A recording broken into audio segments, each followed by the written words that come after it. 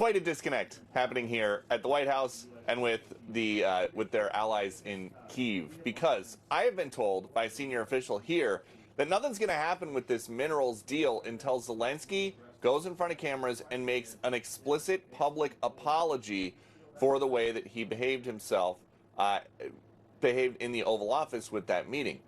But Zelensky is out there now saying that he thinks he can still get this minerals deal without saying sorry. So, unfortunately, we have someone that is occupying the White House, and as far as I'm concerned, he is an enemy to the United States. He swore an oath just like the rest of us. But right now, when you are literally putting us at risk, all because of what? Because you want to convince your followers that you should be a dictator too, that you should never leave the White House because you don't believe that elections should take place. I don't really understand what is going on, and I don't know what it's going to take to get people to wake up. Yes, President Trump slammed Zelensky for his recent statement. When you take a look at what he sent out on Truth Social, this is the worst statement that could have been made by Zelensky, and America will not put up with it for much longer. It is what I was saying. This guy doesn't want there to be peace as long as he has American backing, and Europe, in the meeting they had with Zelensky, stated flatly that they cannot do the job without the U.S. Probably not a great statement to have been made in terms of a show of strength against Russia. What are they thinking? When you take a look here down, Ukraine, Zelensky says end of war with Russia is very, very far away. Trump is offended by this statement. You can clearly see his mindset. This is Monday, and Libras came back with reactions. I want to show you what they are saying. I understand you don't watch some of them.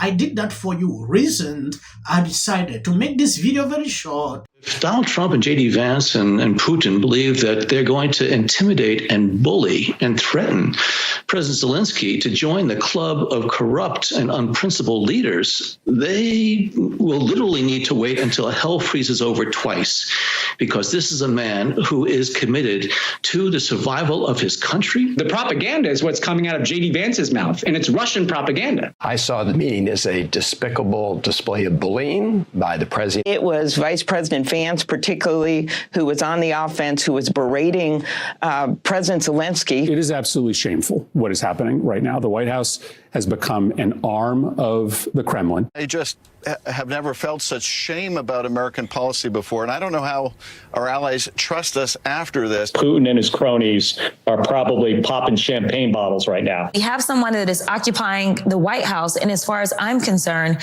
he is an enemy to the United States. First off, they've got to change the fact that on the 17th of January, the British signed an agreement with Ukraine to have exclusive rights to those deals. Kershaw, this is a battle of dueling narratives. You can go check it out. This is on the British-UK website. It talks about this 100-year, Ukraine and UK signed a 100-year deal over security guarantees and economic development.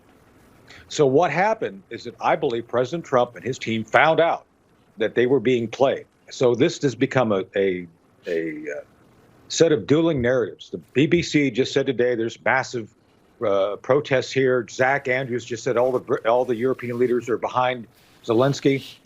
We are being played. We, the United States, are trying to be signed up to a deal that we provide security guarantees to a economic development deal that Keir Starmer has already signed them up to do. So the first thing it has to do is people have to take a step back and be honest with what's really going on.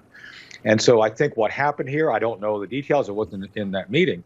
But Kershaw, the president was trying to play a straight line deal to sign an agreement with them over this mineral rights deal, knowing full well that the British had already signed on this 3 days before his inauguration. So where we go from here is both sides, if this is going to work, if the Europeans really want our help, they're going to have to take a step back and start being honest with the United States about what's really going on. Yes, this just reminded me of a video I watched a few hours ago. Zelensky was asked, like, where is all the money the United States gave, and will you pay back? His response was simple. Like, he thought it was just a gift, it was not a debt. So according to Zelensky, all the money the United States poured in Ukraine was just for free. It is crazy that Biden didn't continue. Trump coming into power will actually open this guy's eyes. Now a lot of people are calling for his resignation. Do you know what he's saying? He can resign unless they decide to make Ukraine part of NATO. That is what this guy. I don't know how delusional this guy can be. Quite a disconnect happening here at the White House and with their allies in Kyiv, because I have been told by a senior official here that nothing's going to happen with this minerals deal until Zelensky goes in front of cameras and makes an explicit public apology and the war in Ukraine, and to make a deal with Ukraine on the way forward. But after Friday's Oval Office dust-up, Republicans don't care if peace happens with Zelensky in charge or somebody else, although nobody is saying yet who they think a suitable Zelensky replacement could be. Something has to change. Either he needs to come to his senses and come back to the table in gratitude, or someone else needs to lead the country to do that. I mean, it's up to the Ukrainians to figure that out. But I can tell you that we are re-exerting peace through strength. And we're hearing now that President Trump plans to talk about the end of the war in Ukraine at some point tomorrow, one day closer to his self-imposed deadline to end the war within the first 100 days back in office. Harris? All right, great reporting on you to get that nugget. I mean, they want an explicit apology from Zelensky. Have we seen anything to maybe point to that actually happening? No, nothing. I've heard that Zelensky's team have been calling their counterparts here at the White House, but it just does not seem like anything is going to happen unless President Trump changes his mind and doesn't want a public apology. Nothing is going to happen. They are not going to get this deal, and they are basically going to be in the timeout chair with the way that the White House sees it until he comes up and says, I am sorry for the way that I acted. Wow, the Ukrainian president literally taking it. Call a friend when you're losing. But this isn't a game show. Yes. Do you know what is more shocking? Libras are shocked that majority of Americans agree with what Trump is doing. When you take a look at this, even CNN is forced to admit that Americans are much happier with how Trump is handling the Russia-Ukraine war than with how Biden handled it. Holy cow, it is just a different planet entirely. The gulf between these two is wider than the Gulf of America. Along the way, when this happened at the White House, the mainstream media took a different narrative. The way they portrayed Trump, like, oh, he wanted to do this, he wanted to do this, thinking people will fall for that. But time has changed.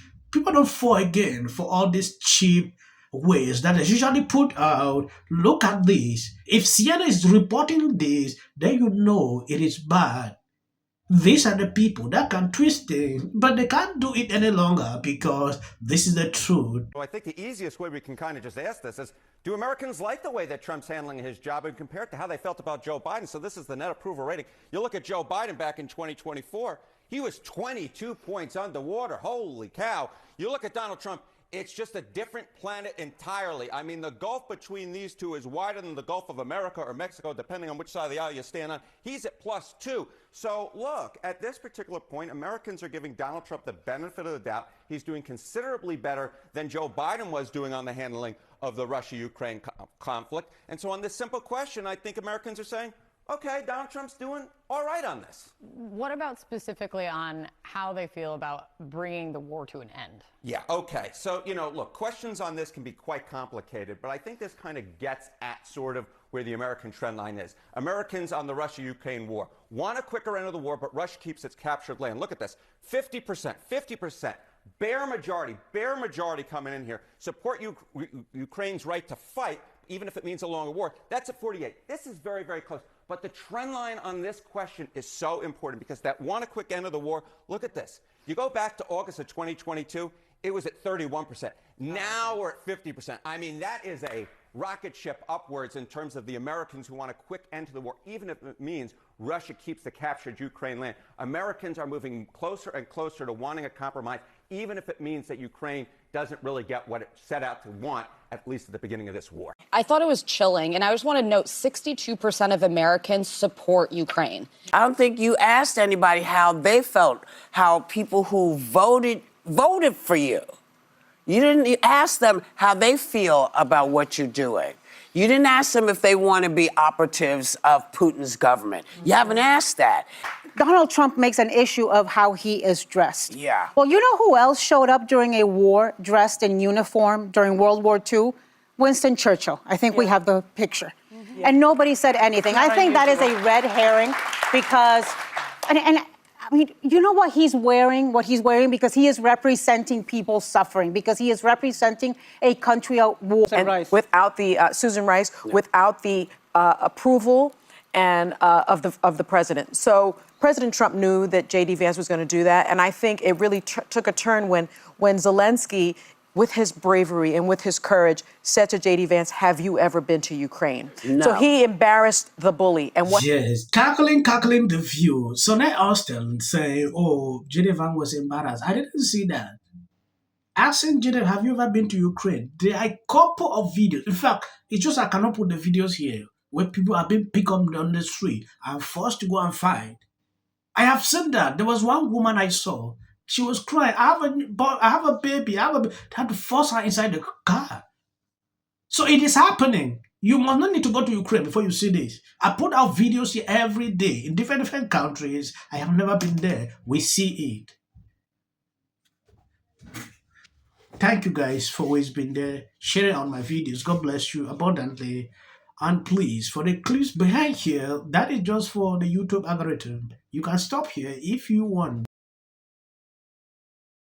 If he needs an apology. Wow. I know, I'm going to get killed on social media for admitting that, but so be it. And the fact is that it doesn't matter whether Vice President Vance planned it or just took the opportunity to bait Zelensky. Zelensky took the bait, okay? Yeah. And what happened at the White House today? Today, Donald Trump irreparably destroyed the 80-year-old post-World War II international order. An Oval Office ambush of an American ally that will reverberate all around the world and stain America's image for years to come. That was, to say the least, the most contentious confrontation between world leaders perhaps we have ever seen, certainly on television.